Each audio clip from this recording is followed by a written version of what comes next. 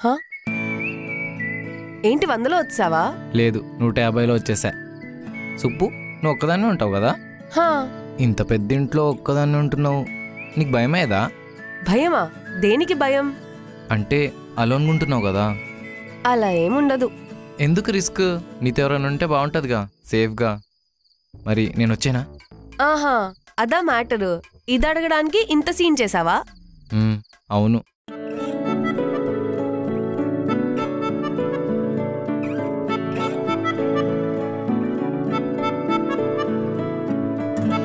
Indirect గా live-in లో ఉందామని అడుగుతున్నావా?